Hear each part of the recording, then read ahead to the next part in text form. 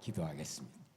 아버지 하나님, 오늘 부활을 저를 이렇게 저희들에게 허락하시고 부활의 주님을 우리가 다시금 만나는 귀한 과정들을 이렇게 배울 수 있도록 허락하심을 감사합니다. 오늘 또 말씀이 생명이 되어져서 우리들의 삶이 정말 윤택해질 수 있도록 성령님 역사하여 주옵소서. 예수님의 이름으로 기도하옵나이다. 아멘. 주님은 부활하셨습니다. 저는 오늘 새벽 2시에 이렇게 또 주님이 깨우셔가지고 이 과거에 있었던 이 주님과의 만남을 이렇게 회고하게 만드시면서 우리 한국 그 교회가 정말 멋진 교회라는 사실을 제가 오늘 아침에 또 감격을 했습니다. 왜냐하면 제가 어렸을 때부터 항상 부활절을 이렇게 맞이하게 되면 아침 새벽에 새벽 예배를 그 지역 공동체로 이렇게 동산에 올라가서 예배를 드려요. 그럴 때 어떻게 드리냐면은 전부 다 흰 옷을 입고 올라가요. 어머니들이 전부 다 흰 한복을 입고 다 올라가고, 목사님도 하얀 옷을 이렇게 양복을 입고 올라가고, 그래서 모두 다 하얀 옷으로 이렇게 많이 입었어요. 그런데 우리 한국교회는 하얀 옷을 입기를 좋아합니다. 그래서 예수님 우리 한국교회를 택하신 것 같아요. 성경에는 세마포 옷이 나옵니다. 우리 한국교회는 흰색을 좋아해요. 그런데 요즘은 흰색을 거의 잘 현호하지 않습니다. 그래서 저 아침에 혼자 생각했어요. 우리 교인들 흰 옷을 한번 싹 입힐 수 있는 재력이 있으면 참 좋겠다, 그런 생각을 했어요. 그런데요, 좋은 것은 이단들이 다 뺏어가요. 요즘 이단 중에 흰 옷을 입고 무리로 떼어다니는 그 무리들이 있어요. 준비한다고. 또 요한계시록을 사실은 우리가 기뻐하고 자꾸 그걸 보면서 기뻐해야 되는데 이단이 그거 갖고 얼마나 그냥 사용하는지 몰라요. 그러니까 요한계시록 강의하면 이단으로 다 이렇게 정리하기가 참 쉬워요. 그래서 좋은 것은 이단들이 다 사용해. 사탄은 자기 것이 없어요. 피조물이기 때문에. 우리와 똑같은 피조물이에요, 사탄은. 천사는 피조물입니다. 사탄도 피조물이에요. 그래서 자기 것이 없어. 누구 것 같았어? 하나님 것 같았어. 우리도 피조물이기 때문에 누구 것 같았어? 하나님 것 같았어. 사탄도 하나님 것 같았어. 그래서 이단들이 우리보다 더 부흥하고 막 이런 이유가 하나님 것 갖다 써가지고 막 현혹시키기 때문에 그래요. 저는 사모님과 함께 항상 산보를 잘해요. 저 양산동에 가면 호수공원이 있어갖고 요즘 벚꽃이 피어갖고 너무 좋아. 그래서 산보를 하는데 거기에 딱 두 팀이 나와. 우리 기존 교인들은 전도 팀이 없어. 그런데 거기 딱 두 팀이 나오는데 이쪽에는 여호와 증인, 저쪽에는 신천지. 얼마나 미인들이고 멋진 신사들이 거가 서 있는지 몰라. 여자들도 다 미인들이요. 그냥 다 해갖고 그리고 전도하고 있어. 희한하지요. 전도는 누구 거예요? 우리들이 해야 돼. 하나님 것이요. 저는 항상 그 축복받는 것을 생각을 많이 해요. 왜 그러냐면 하나님은 복을 주시는 분이거든. 요즘 이상하니 축복을 갖다가 이상한 대로 막 이렇게 해버리니까 그런데 실은 하나님은 우리에게 복을 주시는 분이야. 성경이 그렇게 얘기하고, 또 우리는 자체가 피조물이기 때문에 우리가 생산할 수 있는 게 아무것도 없어. 하나님이 주셔야 되는 거예요. 건강도 하나님이 주셔야 되고, 사업도 하나님이 잘 띠가셔야 되고, 또 부자 되는 것도 하나님이 주셔야 되고, 지혜, 명철, 청명 다 하나님이 주셔야 돼. 우리가 생산할 수가 없어요. 그런데 복은 우리가 받아야 돼. 그런데 이단 예수 안 믿는 사람들이 절에 가서 싹싹싹 비우고 막 이런 사람들이 복을 받는 경우가 많아. 하면 왜 그 사람들 왜 복을 받아요?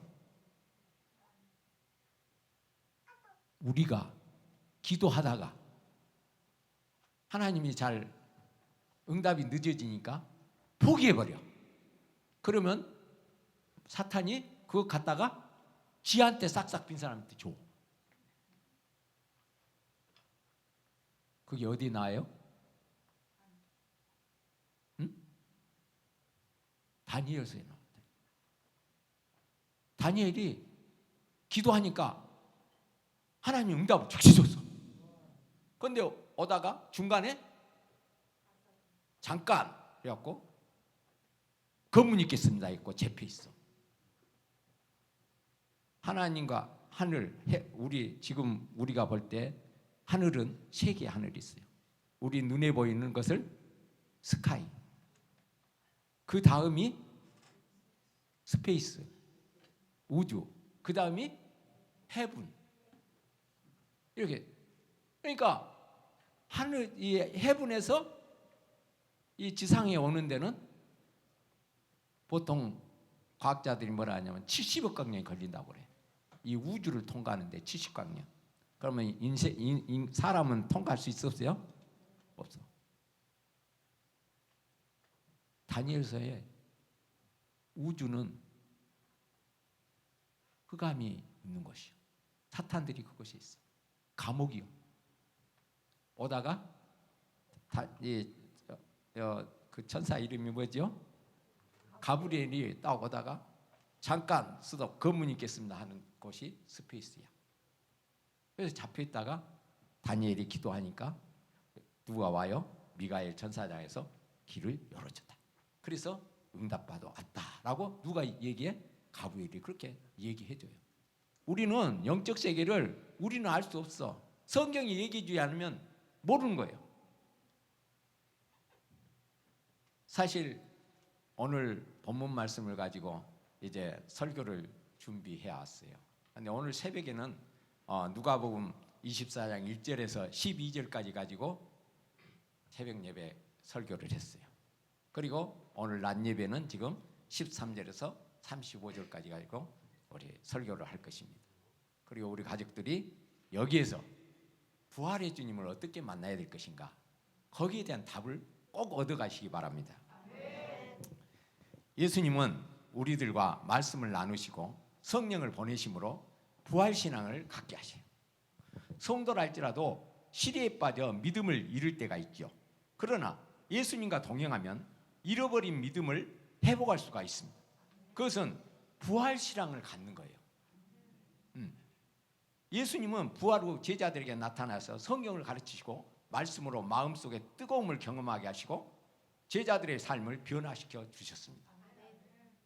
부활신앙은 우리에게 신앙의 열정, 삶의 열정을 되살려 주는 것입니다. 제자들은 주님이 살아계실 동안은 주님께 소망을 두고 그를 따랐지만 주님이 고난을 당한 후에 마치 부모를 잃은 일시에 잃은 고아처럼 쓸쓸한 심정을 감출 길이 없었어요. 변화된 제자들은 예수님의 부활을 증거하는 증인의 삶을 살게 되는데요. 오늘 본문에서는 글로벌하는 제자와 다른 한 제자에 관한 이야기를 소개해주고 있어요.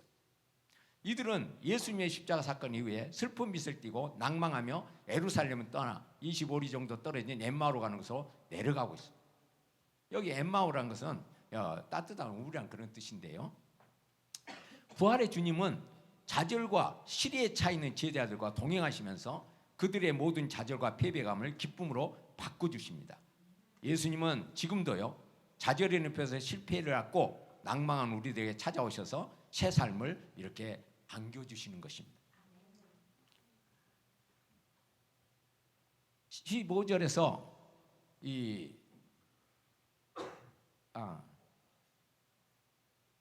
13절에서 14절은 엠마로 걸어가는 발걸음을 보여주면서 엠마오로 가는 삶이 어떤 것인가라는 것을 우리로 하여금 보게 해요. 그 발걸음이 어땠어요? 슬픈 발걸음이었다. 여러분, 교회를 떠나면 슬픈 발걸음이 될 수밖에 없어요. 기쁨도 없고요, 소망도 없고요, 모든 것이 헛된 꿈과도 같고 허황된 일로 여겨지는 그런 심정을 갖고 내려가는 것입니다. 자기들의 선생이 십자가에 못 박혀 죽으시고 장사까지 지낸 사실을 바라본 제자들은 이제 모든 것이 끝난 것으로 알고 지각게 흩어지기 시작했어요. 예수님이 살아계신 동안 예수님께 소망을 두고 그를 따랐지만은 예수님이 고난을 당한 후에는 모든 꿈이 산산이 부서진 쓸쓸한 심정이었다는 것입니다. 지금 우리의 삶도요, 부활하신 주님을 만나 그의 살아계신 증거를 못 가진 성도, 오늘 또 엠마로 향하여 슬픈 길을 뛰며 걸어가는 그런 삶이 될 수밖에 없다는 겁니다. 믿음에 낙심하고 인생에 실패하여 자신들을 부유하게 해주시고 자기에게 복을 주실 줄 알았다가 이것도 저것도 안 됐을 때 제자들처럼 예루살렘을 떠나서, 즉 예루살렘은 교회를 떠나서 엠마오, 즉 세상을 향해서 다시 발걸음을 재촉하는 사람들이 얼마나 많은지 몰라요. 교회를 떠나서 방황하는 성도를 저는 참 많이 봅니다.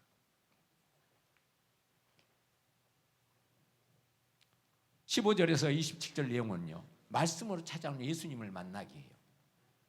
엠마로 걸어가는 발걸음은 조금 전에 슬픈 발걸음이었다고 말씀드렸어요.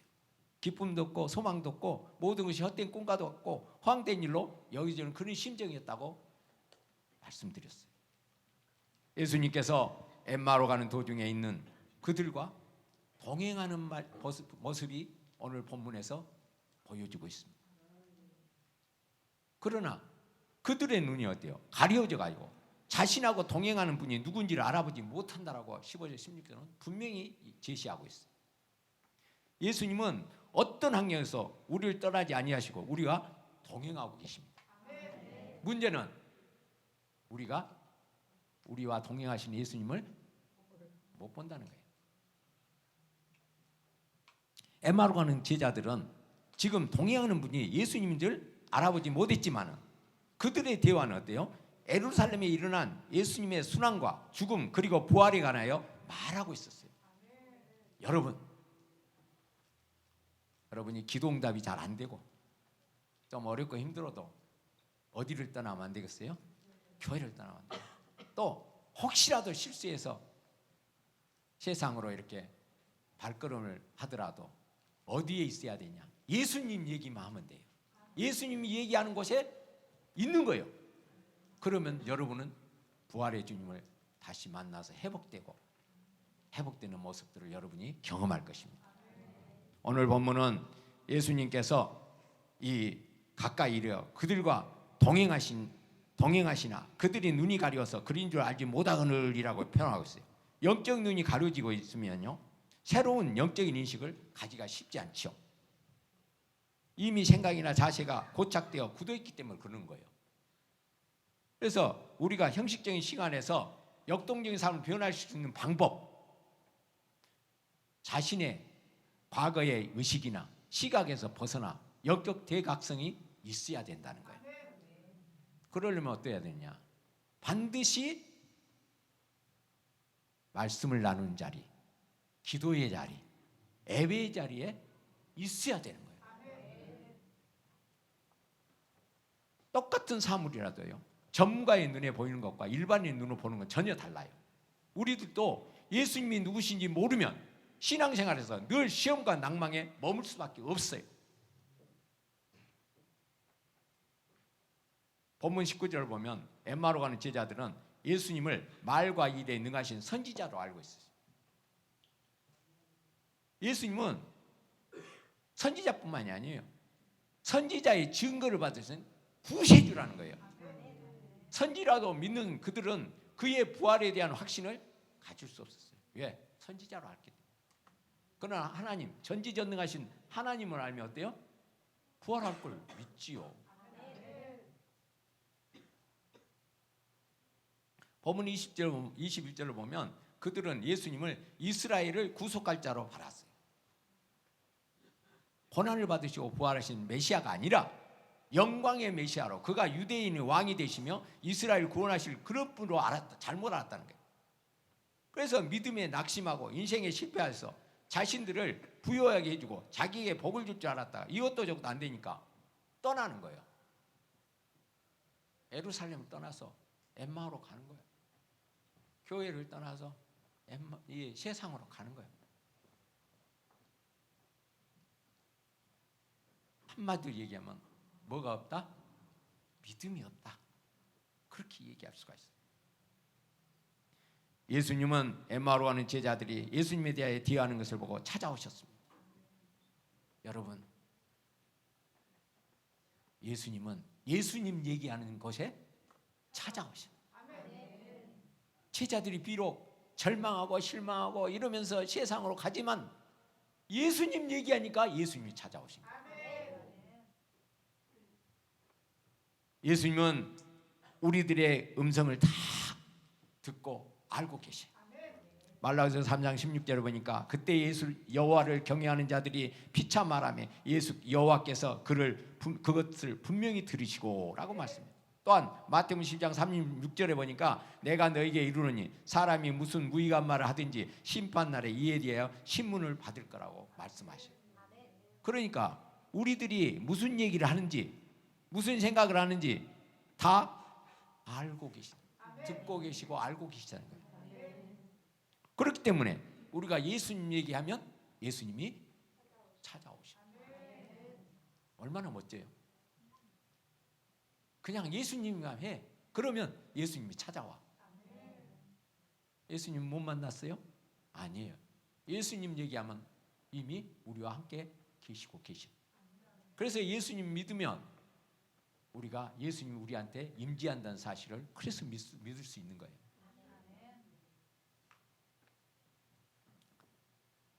또 어때요? 예수님은 그들에게 말씀을 가르치셔요. 잘못 알고 있는 예수님에 대해서 성경을 자세히 풀어주셨다는 거예요. 요한복음 5장 39절은요. 너희가 성경에서 영생을 얻은 줄 생각하고 성경을 연구하거니와 이 성경이 곧 내게 대하여 증언하신 것이다 라고 예수님이 말씀하셨어요. 그래서 그가 죽은 자 가운데서 살아나셔야 할 일에 대해서 예수님은 가르쳐 주신 거예요. 두 제자에게. 28절에서 35절은 그러니까 예수님을 만난 두 제자가 어디로 돌아가요? 예루살렘 돌아가는 내용을 기록하고 있어요. 엠마오로 가던 두 제자는 나그네와 걸음을 같이 걸으면서 목적지에 이른 후에 함께 유하실 걸 강권하여 한 집에 들어가 식사하실 때 주님이 축사하시고 떡을 떼어 그들에게 주실 때 그들이 눈이 열려갖고 그때야 주님을 알아보게 된 거예요. 제자들은 예수님을 못 알아봤지만 그 나그네를 어땠어요? 강권적으로 이렇게 하나님 말씀을 사모해서 절박한 심정으로 같이 있기를 원했다는 거예요. 그 자리에 예수님이 함께 하신 거예요. 그렇게 여러분 말씀을 함께 할 수 있는 사람에게 강권해서 그 자리를 막 같이 함께 하는 거예요. 이 사람 저 사람 데려다가. 저는 같이 살고 있는 우리 선독 사모를 존경합니다. 왜냐? 선동숙 사모하고 사귀면요 모두 다 회복돼요. 지금까지 그래 왔어. 우리 이하숙 집사님도 선동숙 사모를 만나갖고 저렇게 예수 잘 믿는 집사님으로 변화됐어요. 그리고 글을 써서 많은 이런 그걸 주고 있어요. 우리 교회를 이렇게 선교비를 보내고 이런 얼마나 은혜가 돼요. 우리 김필환 목사님께 얼마나 힘이 돼요. 감사한 일이죠. 그뿐만요. 많은 집사님들이 선동수 사모님을 통해서 회복되고 기뻐하고 즐거워하는 이런 일들이 우리 교회에 있어 왔고 앞으로도 있을 것이고 우리 김필환 목사님과 안은미 사모님을 통해서 우리 교회가 이렇게 계속 부흥해 가는 것도 바로 그런 이유예요.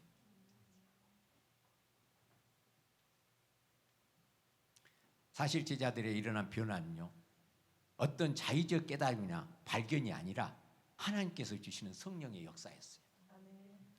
그것은 마음이 뜨거워짐에 있다는 거예요.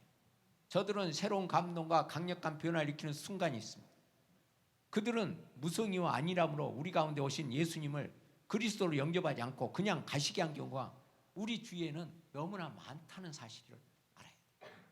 우리 스스로도 그래요.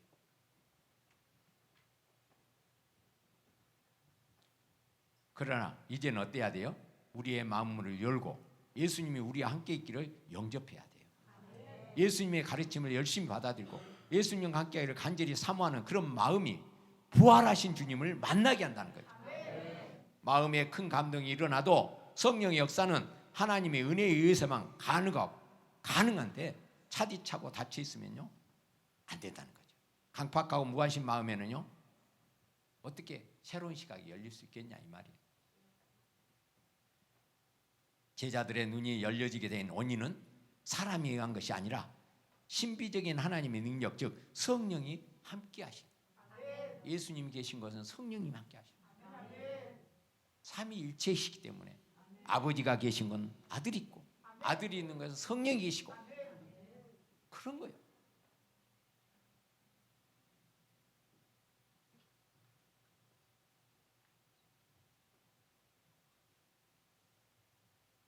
이 성경을 이렇게 풀어주실 때 마음이 뜨겁게 타올랐다는 이 말은 바로 이 심리적인 마음의 변화보다는 성령의 이끌림에 통해서 역사가 나타나는 것을 더 강하게 부여하고 있어요. 그러니까 성경공을 한다든지 기도를 한다든지 예배하는 자리에 있게 되면 여러분도 모르는 사이에 성령의 강권적인 역사가 나타나고 변화가 일어나고 자기도 깨닫지 못하는데 그런 일이 일어난다는 사실이에요. 나는 알지 못해도 주님이 부활하신 주님이 함께하는 것은 이런 역사가 나타나게 돼 있어요. 그렇기 때문에 여러분 중요해요.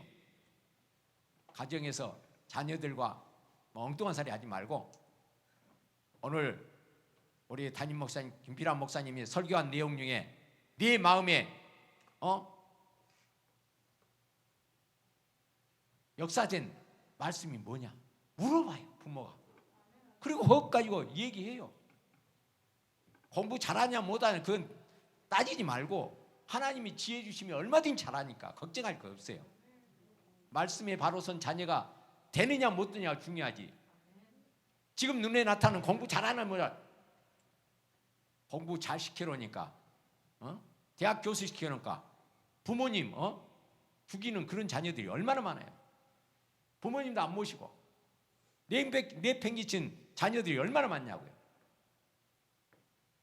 그러나요 제가 어렸을 때 못 배우고 못생긴 그런 자녀들이요 오히려 부모님께 효도하는 것을 얼마나 많이 볼 수 있는지 몰라요.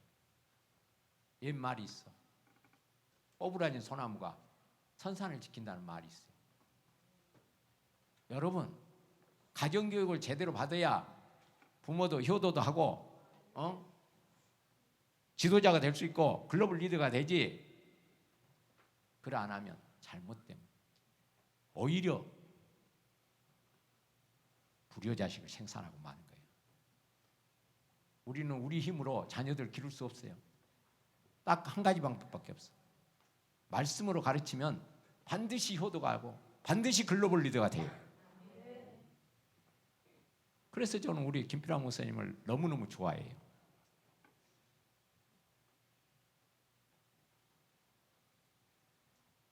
우리 안은미 사모님 우리 애기들 성경 공부하신 거 저는 너무나 행복합니다.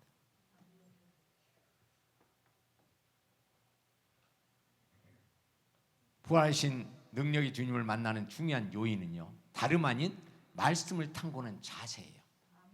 성령은 말씀 속에서 말씀과 함께 말씀을 풀어주실 때 그 속에 역사하신다는 거예요. 그러므로 성도가 말씀의 귀가 열려도 영적인 눈을 뜨기 전까지는 쉽지 않아요. 더구나 귀를 막고 있다면 눈뜨기가 불가능한 거죠. 그래서 순종을 해야 되는 순종.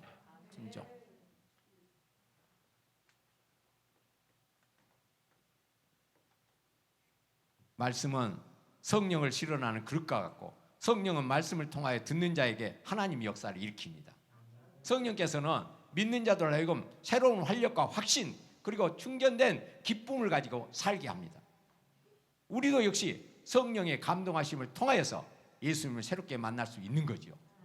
제자들은 예수님을 만나고 놀라운 변화가 일어난대요. 첫째로 그들은 큰 기쁨을 가졌다는 겁니다. 부활하신 예수님께서는 오늘도 우리와 함께 하시면서 좌절과 시리에 빠져 내려가는 성도들을 격려하시고 기쁨을 주시는 것입니다. 둘째로는 그들의 삶에 큰 전환점이 되었다는 거예요. 내려오던 길을 거슬려서 다시 예루살렘으로 향하게 됐다는 거예요. 눈이 밝아지면서 그들의 모든 문제가 해결되었어요. 영안이 열리고 사업과 경영의 눈이 떠지고 학업과 기술의 눈이 떠지면 인생은 큰 전환점이 되는 거예요. 성도에 있어서 가장 두려워야 할 것은 하나님 아버지께서 떠난 거예요. 성령께서 떠나는 것이요. 다윗 왕이 그랬어요. 시편 한번 읽어보세요. 시편에 보면 다윗 왕이 성령이 떠나는 걸 너무너무 두려워했어요. 가장 축복된 것은 그럼 뭐냐? 성도에 있어서 가장 축복된 것. 그것은 예배의 자리, 기도의 자리, 참석도 중요해요. 그러나 한 발 더 나아가 우리 제자들이 예수님 얘기하다가 부활의 주님을 만났잖아요. 그보다 한 단계 우리는 더 나아가야 돼. 여기서 어떻게? 하나님께서 기뻐하신 거, 성령께서 임재할 자리를 만들어 드리는 거예요. 만들어 드린 거. 그 자리에 참석하는 것도 중요해. 성경 공부에 참석하고 기도의 자리 참석하고 예배 자리 참석하고 그것도 중요하지만 우리는 한 발짝 더 나아가서 그런 자리를 만들어지는 자가 돼요. 예배 자리를 만들고 기도할 자리를 만들고 성경 공부하는 자리를 만드는 거예요. 전도의 자리를 만드는 주인공이 되는 거예요. 저는 우리 김미선 집사님을 이렇게 소식을 듣고 너무 기뻤어요. 왜냐하면 우리 김미선 집사님 교사의 직분을 활용해가지고 학교에서 기독교 동아리를 만들었어요.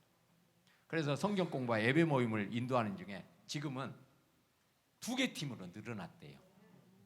이제는 1학년 팀, 2학년 팀, 3학년 팀 만들고 자 한다고 그러시더라고요. 저는 그 말을 듣고 너무나 기뻤어요. 내 속에서 막 그게 일어나요. 내 안에 계신 성령께서 너무 기뻐가지고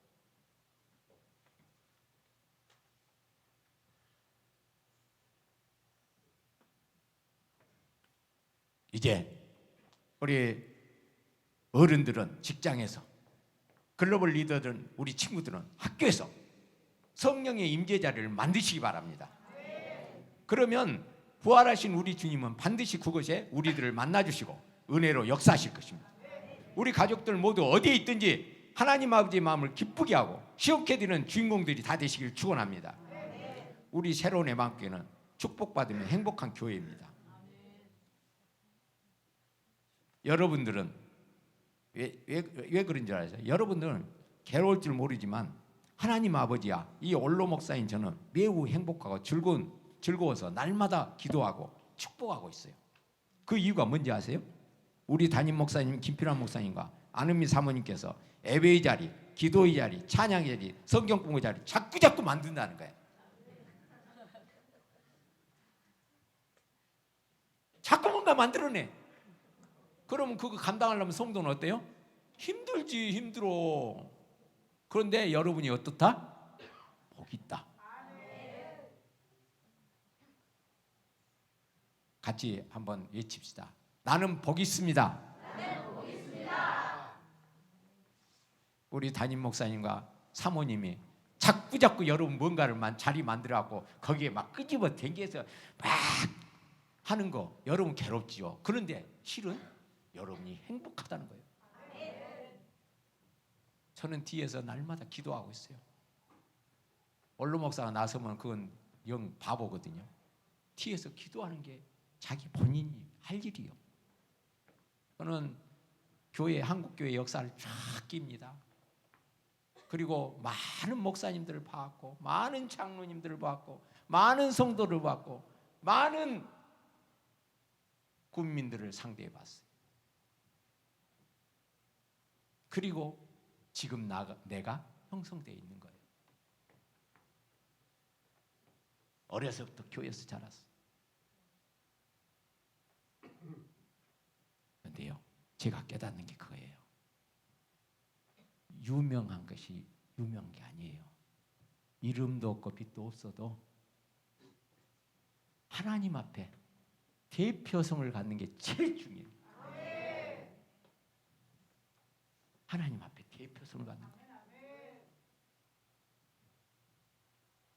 나 이름 없어도 돼. 응? 내놓고 없어도 돼. 하나님 앞에 대표성을 갖고 내가 서는 거예요. 내가 가정을 위해서 대표성을 갖고 기도하고, 교회를 위해서 대표성을 갖고 기도하고, 나라를 위해서 대표성을 갖고 기도하고, 응? 이렇게 기도하는 거예요. 우리 가족들이 이런 축복 자리를 만들어내는, 자꾸 만들어서 힘써서 일하는 그런 우리 가족들이 돼야 돼요. 이제 말씀을 마치고자 합니다.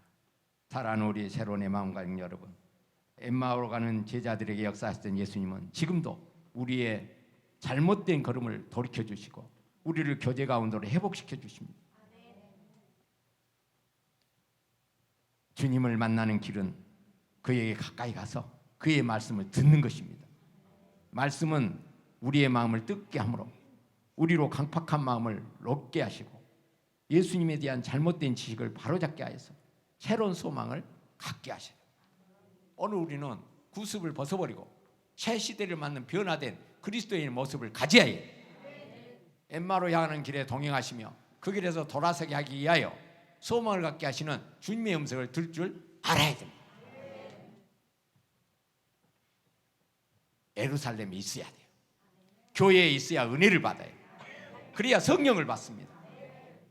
예루살렘인 이 교회에서 늘 예수님의 마음으로 사랑하고 용서하고 섬기는 우리 새로운의 마음같이 되시기를 예수님의 이름으로 축원드립니다. 기도하겠습니다. 아버지 하나님, 은혜를 감사합니다. 정말 우리 부활하신 주님을 만나 그의 살아계신 증거를 갖고 살기를 원합니다. 어떤 환경에서도 우리를 떠나지 아니하시고 우리와 동행하시는 예수님을 알아보게 해주시기 원합니다. 성령은 말씀을 통하여 듣는 자에게 하나님의 역사를 일으키십니다. 세상으로 가지 않고 항상 교회에 있어서 은혜를 받고 성령을 받게 하여 주옵소서. 예수님의 이름으로 기도하옵나이다. 아멘.